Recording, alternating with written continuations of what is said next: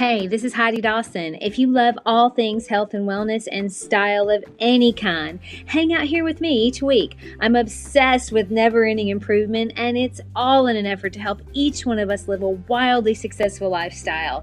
Subscribe today so you don't miss a thing. Hi guys, welcome to episode 408 of the Wildly Successful Lifestyle Podcast. I really hope this finds you feeling good and taking good care of yourself mentally and physically. They're both important. You see, you're in charge of you. No one else can change your life without your permission, and no one else can fix your life but you.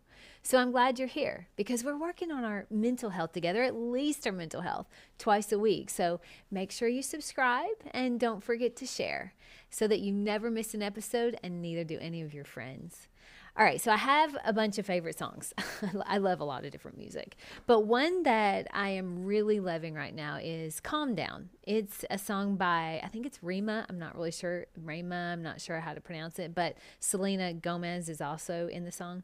But now I'm not sure the context that they mean when they're singing Calm Down, but I know what I mean when I say, baby, calm down. I'm telling myself to calm down about life, to slow down, to not be in such a rush, to take the time to appreciate the moments that will never be exactly the same again. Every moment, even if you repeat the same thing year after year, like we do with our holiday traditions or any kind of vacations we take, it's not exactly the same because you aren't the same as you were the year before.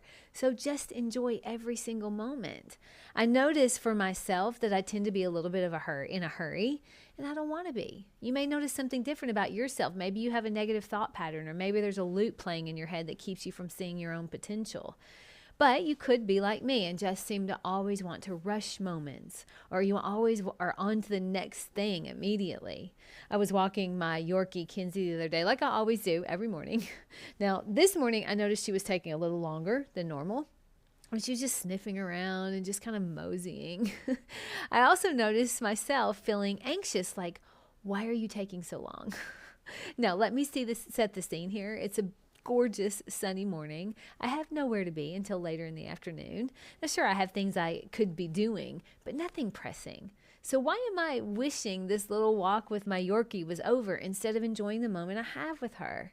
She's older and she doesn't normally want to walk for very long. She's also sick and there's no long-term recovery going to happen. So why am I rushing this moment? For what?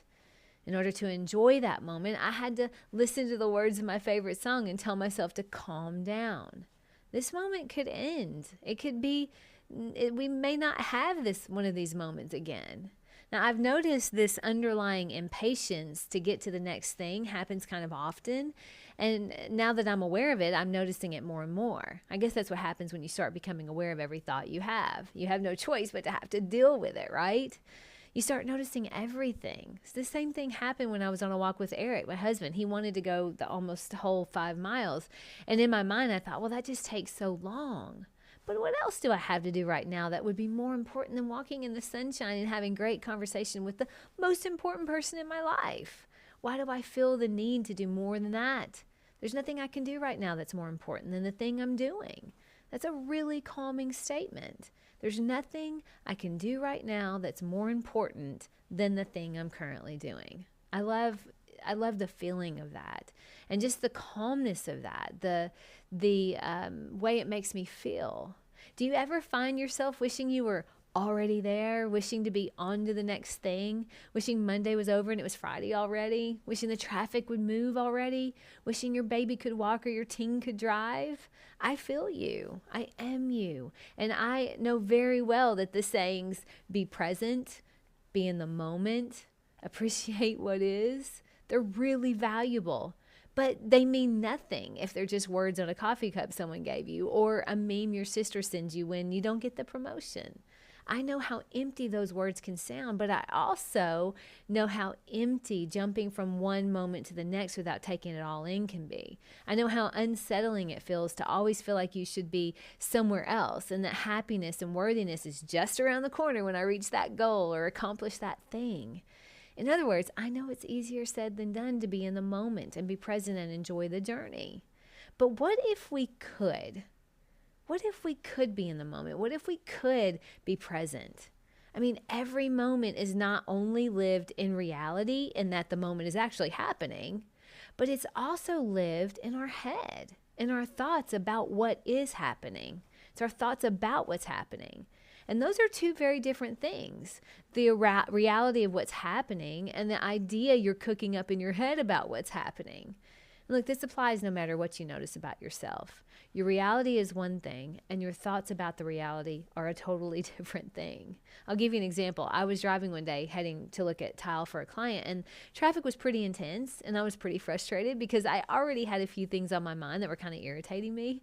And so the traffic was now just piling on. I'm even more upset because of the traffic. Have you ever experienced that? But then on a different day, I'm heading to go look at tile, and you guessed it, the traffic is bad again. But on that day, I was listening to a podcast that I was really interested in, and I didn't want to miss what they were saying. And the traffic was actually allowing me all the time in the world to do that. So I actually wanted the traffic to be bad, and I was totally fine sitting in traffic. I was actually happy about the traffic. So what was the difference? We're not going the same place. I was experiencing the same traffic. It's just that in one case, my mind was telling me the traffic was messing up my day. And on the other day, my mind was saying the traffic was giving me time to listen to my favorite podcast. So the circumstance was the same. It was my thoughts that were making the difference. You see, that's how it is with everything. One of my favorite sayings, perception is reality, it's a little hidden gem, because think about it. Monday isn't so bad when you're on the start of a week-long vacation. But what do you tell yourself about a Monday that's just the start of a regular work week? It's not so fun anymore, right? But that is so up to us. I mean, we get to make every experience, every moment mean what we want it to mean. You're in traffic? Great. It gives me more time to think or listen or just be in my calming zone. It's Monday. You can be just as happy on Monday as you are on Friday. That's up to you. It's how we're thinking about anything that matters. And as long as happiness looks like it's coming from somewhere else, it can never be where you actually are. Internal happiness doesn't require for it to be Friday. It just doesn't. Internal happiness starts in our mind, in the way we think about everything. And because I'm becoming aware of my impatient, wishing I were on to the next thing thoughts, I'm now just letting Kinsey, my little Yorkie, spend as much time on her morning walk as she wants. And I enjoy every moment because I know she isn't going to have a lot of those left. And I don't want to have a regret that I wished I'd been present with her when I had the chance. You see, my thoughts are giving me that chance now.